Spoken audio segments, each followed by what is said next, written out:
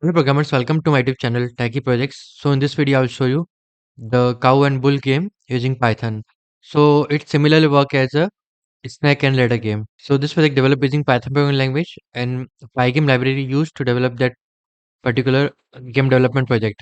Okay, so it works like you have to click on the cow roll button and the second chance for the bull roll button. Okay, and similarly the goatee will move forward, and if the goatee is on the snake, then they will go the downward direction. Okay. Big bull, you won. Click on restart button to restart the game. Okay, let's click on restart button.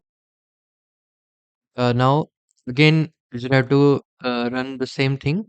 Like they have to click on the cow roll and bull roll button, and the goatee will move forward according to that.